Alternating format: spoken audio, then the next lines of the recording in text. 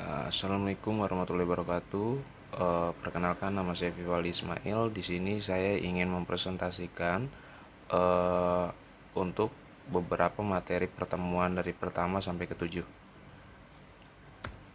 Oke, untuk tatap muka pertama, pengertian manajemen skill. Skill adalah kemampuan untuk menggunakan akal, pikiran, dan ide, serta kreativitas dalam mengerjakan, mengubah ataupun membuat sesuatu menjadi lebih bermakna sehingga menghasilkan nilai hasil dari pekerjaan tersebut.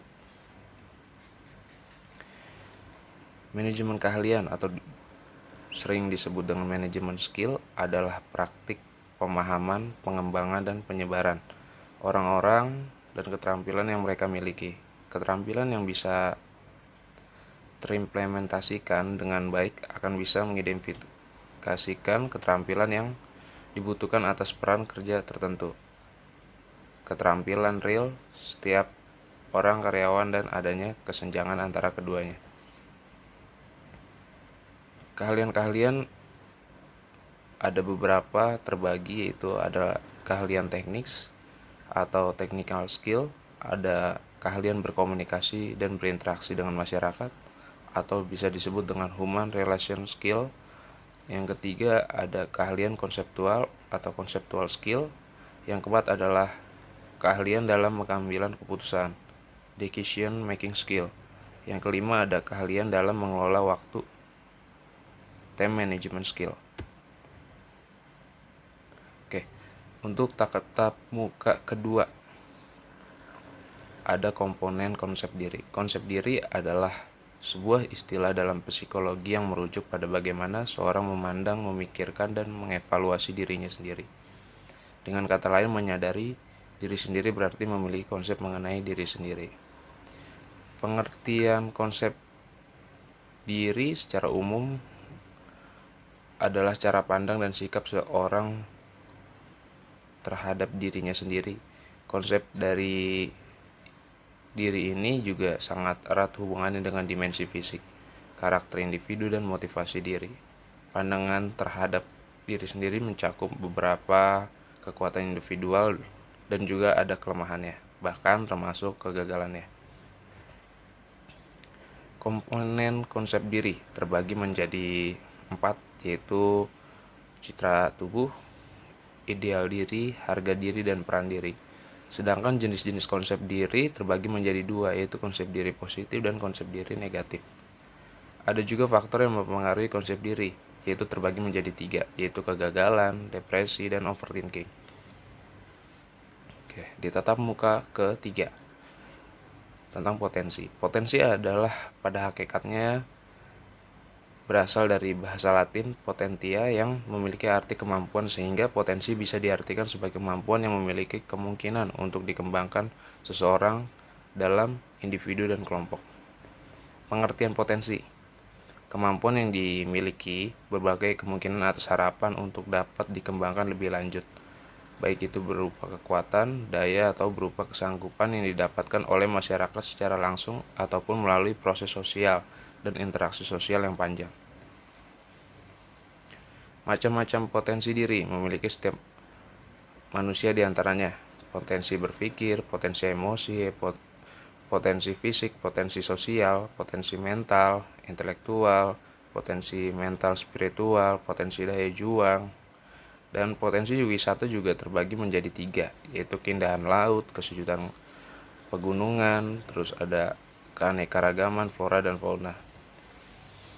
Potensi darah.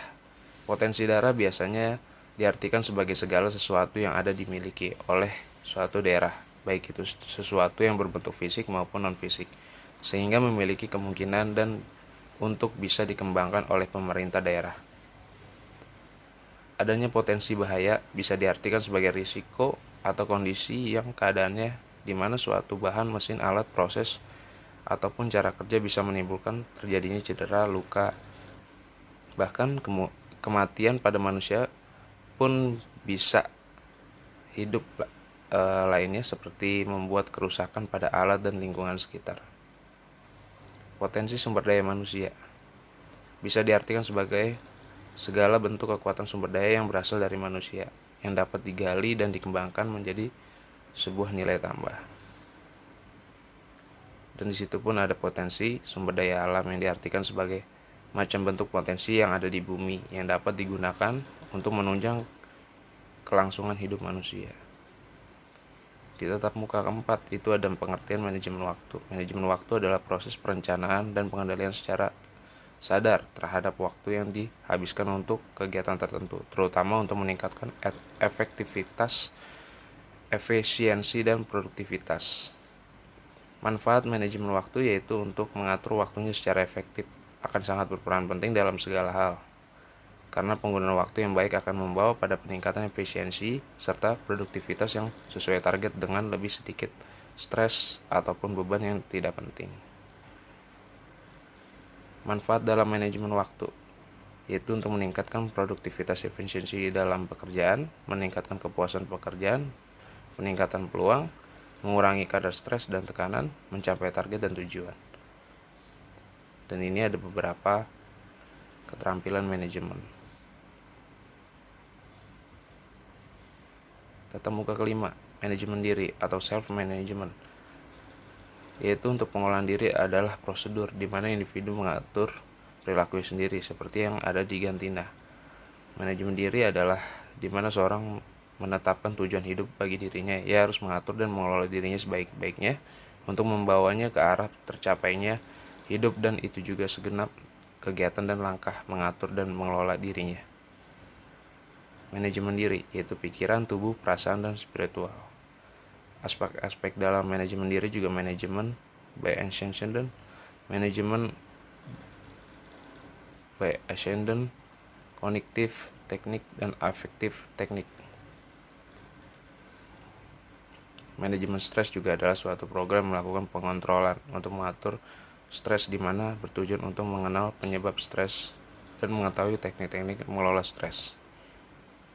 Faktor pemicu stres ada faktor biologis, psikologis, dan lingkungan.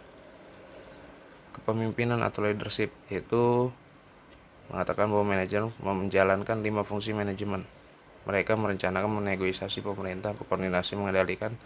Bila kita tinjau kembali dan fungsi tersebut adalah ke dalam komponen kepemimpinan. Ada sifat-sifat kepemimpinan